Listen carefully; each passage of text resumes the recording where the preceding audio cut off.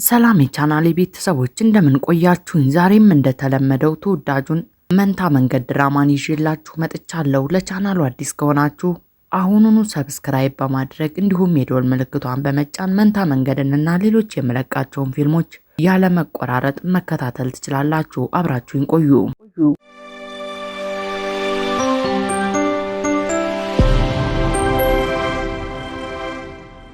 ታሐሲን ወደ እነ ሳሚት ቤት ሄዶ ቤቱ የሱ እንደሆነና በ2 ሰዓታት ውስጥ ቤቱን ለቀው ምንም ዕቃ ሳይዙ እንዲወጡ ይነግራቸዋል። ሂክመትና ሳሚትም በዚህ ነገር እየተናደዱ ነው።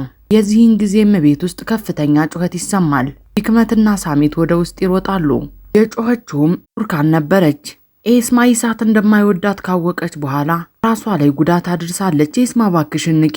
ሂክመትም ቀድማ ትደርሳለች። ኤስማ ምንድን የሆነችው? ፍጠኛ አምቡላንስ ጥሪ። ሂክመትና ሳሚትም ደረሱ። ሂክመትም ጀናን እያለች ትጣራለች። ጀናንም ደረሰች። ልጅቷ ልትሞት ነው፣ ፍጠኝ፣ ለአምቡላንስ ደውዪ።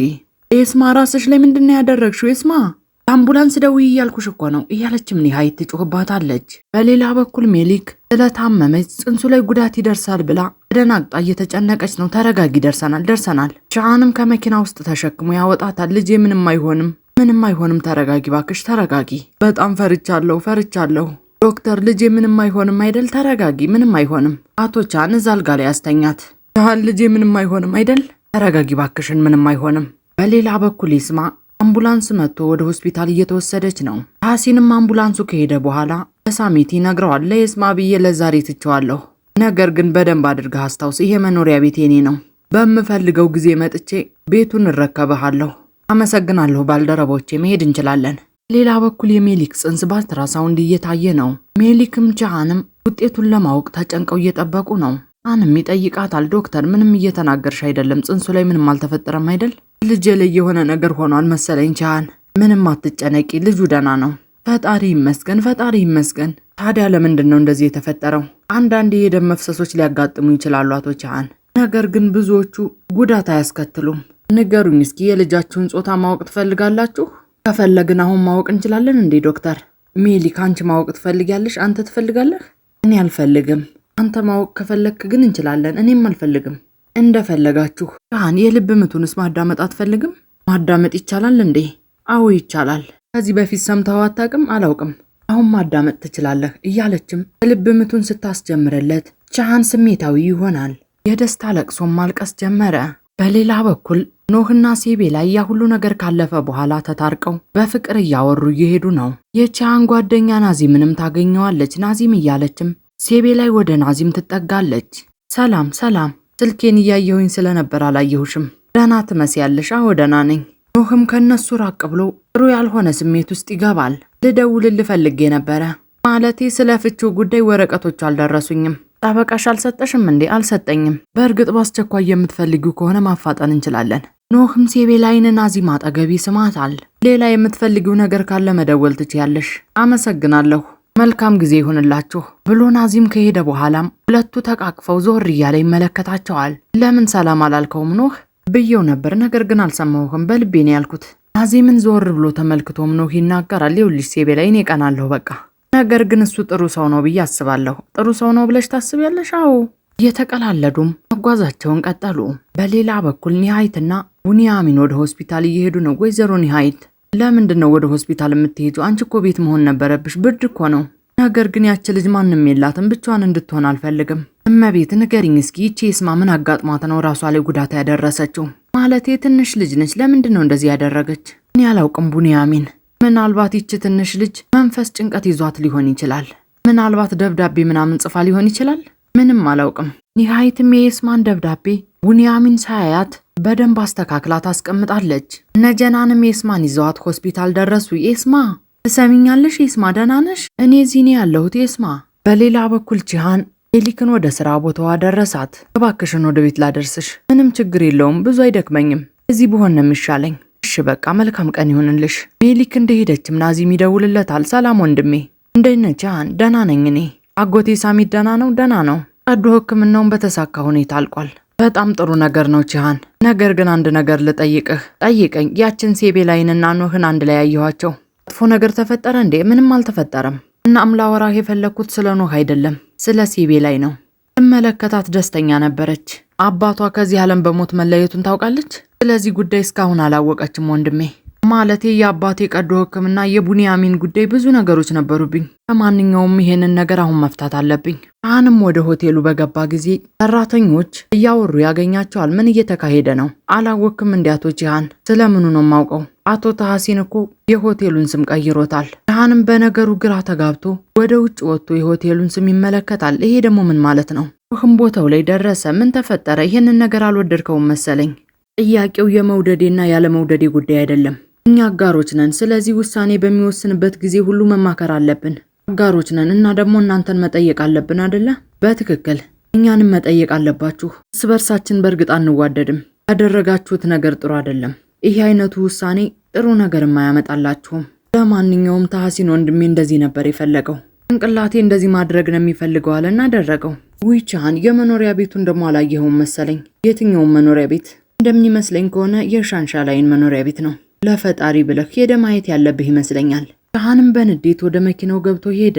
ኖህም ዘና ብሎ ወደ ሆቴሉ እየገባ ይናገራል። ስኬትን እመኛለሁ። በሌላ በኩል ቱርካን እነ ሂክመት የተፈጠረውን ነገር ለማስረዳት እየሞከረች ነው። ለልጅቷ ስለ አንገት ሐብሉ ማመር እየነገርኳት ነበረ።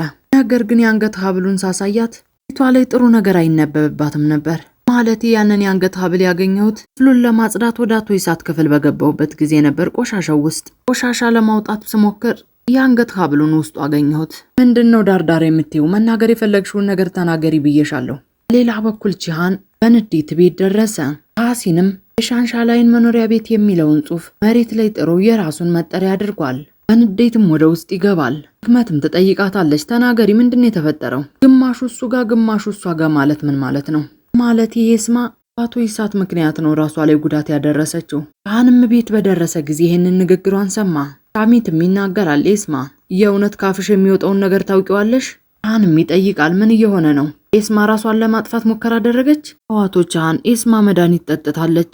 ለምንድን ነው የጠጣችው? ለመናገር ስትሞክርም ሂክመት በመሃል ትገባለች። ወጣቱን ወንድምህን አፍቅራ ነው መሰለኝ።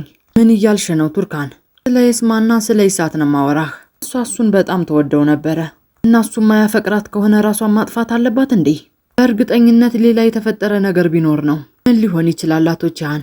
ለምሳሌ ኤስማን በጣም የሚያናድዳት ነገር። ሀሪካም ትናገራለች። እኛን ምን አገባን? ምን ማለት ነው ሀሪካ? ስለ ኤስማ ማለቴ ከይሳት ፍቅር ስለያዛት እሷ ለመውደድ አይችልም እንዴ? ቻሃንም እየተናደደ ሁሉንም ተቆጣቸው። ምን አይነት ሰዎች ናችሁ? የአንዲት ወጣት ሴት ህይወት አደጋ ላይ ነው። እናንተ ግን እዚህ ምንም አይጨንቅ። ሌላ በኩል እነ ጀናን ሆስፒታል ውስጥ ኤስማን እየጠበቋት ባሉበት ዶክተሮቹም ይዘዋት ይወጣሉ። ደህና ነች? ወይዘሮ ኤስማን ወደ ማረፊያ ክፍል እየወሰድናት። ዶክተሩም ለነ ቡኒያሚን ነገራቸው። ክፍሉ ውድ ስለሆነ እዛ መቆየት እንደማትችል፣ ቡኒያሚንና ሚስቱም የሻንሻላይን ቤተሰብ እንደሆኑ ምንም ያክል መክፈል እንደሚችሉም ለዶክተሩ አስረግጠው ነገሩት። ቻሃንም ቦታው ላይ ደረሰ። ቡኒያሚን አቶ ቻሃን እያለ ሲጣራም ጀናን ትናገራለች። ከዚህ በኋላ አቶ ቻሃን አትልም፣ ምክንያቱም ወንድምህ ነው። ቻሃን እንኳን ደህና መጣህ። ቻሃንም እነሱን ሳያናግራቸው ዶክተሩን ማናገር ጀመረ። ሰራተኛችን ኤስማዚን ያለችው ዶክተር ልክ ነው፣ ልጅቷ ማረፊያ ክፍል ውስጥ ነው ያለችው። እናም አንድ ምሽት እዚህ ብታሳልፍ ጥሩ ነው። እሺ ዶክተር፣ አስፈላጊውን ነገር ሁሉ አድርግ። ለማንኛውም ዶክተሯ በቅርቡ ይመጣል፣ ከሱ ጋር መነጋገር ትችላላችሁ። ሴቷ ዶክተርም ትመጣለች። ሰላም ዶክተር። ሰላም ለእናንተ ይሁን። ወይዘሮ ኤስማን ሆዷን አጥበናታል። በጣም ብዙ መድኃኒትን የጠጣችው። የበለጠ እሷን ለመንከባከብ እየሞከርን ነው። ይህንን ነገር ለምን እንዳደረገችው አውቃችኋል? እስካሁን አልነቃችም፣ ስለዚህ አላወቅንም። ይሃይት ተደናግጣለች። ይህንን ነገር ከእንቅልፏ ስትነቃ መጠየቅ ትችላላችሁ። ነገር ግን ተጨማሪ ሰዓት ቢባክን ኖሮ ልጅቷን እናጣት ነበረ። ስለዚህ ያለችበት ሁኔታ ከባድ ሁኔታ ነው፣ በጣም ከባድ ነው። ለማንኛውም በተሎ እንዲሻላት እመኛለሁኝ። ይሃይትም ትናገራለች። ቻሃን ትንሽ እንነጋገር። እሺ፣ የሆነ ነገር ተፈጠረ እንዴ? ተፈጽሟል፣ በሚያሳዝን ሁኔታ ተፈጽሟል ብላ ተናግራ ያገኘችውን ደብዳቤ ለቻሃን ትሰጠዋለች። ይህንን የኤስማ ክፍል ውስጥ ነው ያገኘሁት። ምንድን ነው? ስለዚህ ጉዳይ ማንም ሊያውቅ አይገባም። ቻሃንም ደብዳቤውን ከተመለከተ በኋላ ይደነግጣል። እርሷም ትናገራለች። ከአንድ ሰዓት በኋላ እመጣለሁ። የሆነ ነገር ከፈለግሽ ግን ደወሉን ተጫኚ። ቻሃንም ወደ ውስጥ ይገባል። በጣም እያዘነ ነው። በተሎ እንዲሻልሽ እመኛለሁኝ እህቴ። ደህና ነሽ? ለምን እንደዚህ ያደረግሽ? ለምን? ኤስማ ያለማቋረጥ እያለቀሰች ነው። የሚወዱሽ ሰዎች እኮ አሉ።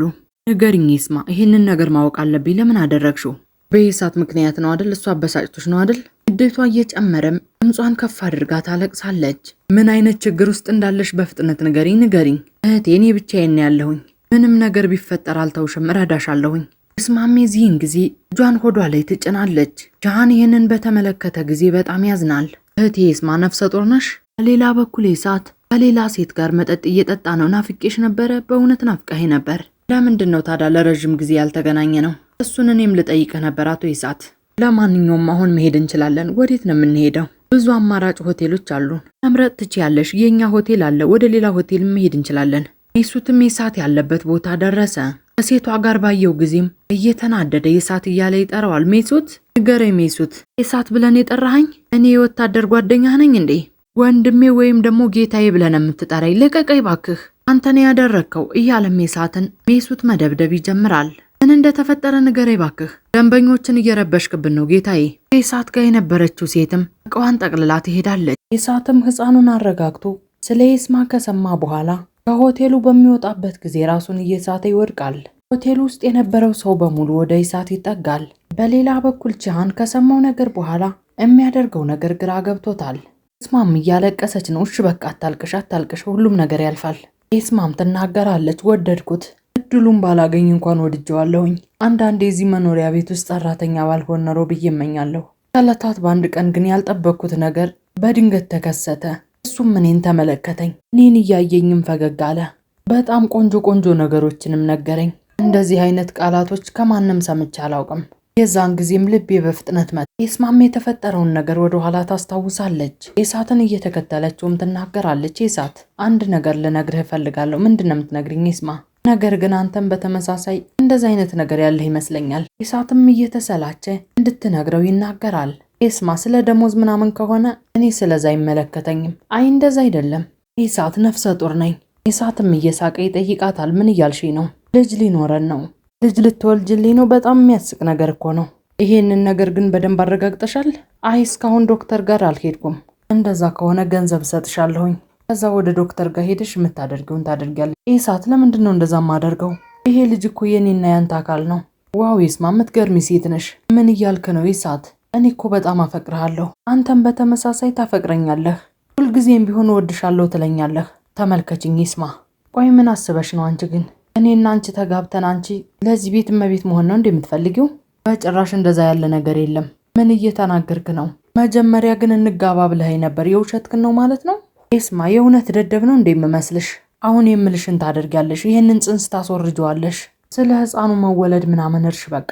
ይህንን ተናግሯት ኢሳት በቆመችበት እያለቀሰች ጥሏት ይሄዳል። ኢስማ ይህንን ተስፋ አስቆራጭ ንግግሩን ከሰማች በኋላ እያለቀሰች ወደ ክፍሏ ገብታ ደብዳቤውን እንደጻፈችውም እያስታወሰች ነው። ደብዳቤው ላይም ራስን ማጥፋት ኃጢአት ቢሆንም እሷ ግን የሚወዷትን ሰዎች ይቅርታ ጠይቃ ራሷን ለማጥፋት እንደወሰነች ጽፋለች። ይህንን አስታውሳም ከሀሳቧ መለስ አለች። እሱ ጥፋት አይደለም አቶ ጃሃን፣ እኔ ነኝ የወደድኩት።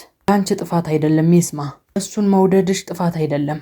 ነገር ግን ይህንን ነገር ያደረገብሽ ሰው ቅጣቱን ይቀበላል። ቃል እገባልሻለሁ፣ እቀጣዋለሁ። አሁን አንቺ ስለምንም ነገር አታስቢ፣ ደህና ብቻ ሁኚ። አሁን ልሄድ ነው። ወንድሜ እባክህ ምንም አታድርግ፣ አንቺ ምንም አትጨናነቂ፣ ሁሉንም ነገር እኔ እፈታዋለሁ።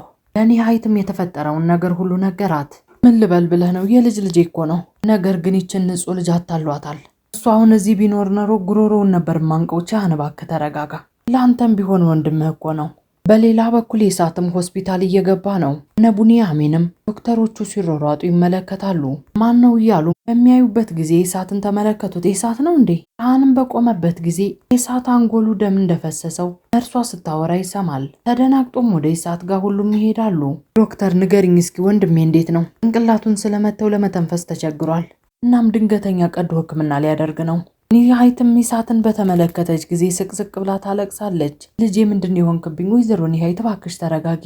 ኢሳት ነገር ግን ሁሉንም ማስጨነቃቸው። ውድና የተከበራችሁ የቻናሌ ቤተሰቦች የዛሬው መንታ መንገድ ድራማ ይሄንን ይመስል ነበር። በቀጣይ ክፍል እስከምንገናኝ ቻናሉን ሰብስክራይብ በማድረግ እንዲሁም የደወል ምልክቷን በመጫን ቤተሰብ መሆን ትችላላችሁ። ሰናይ ጊዜ።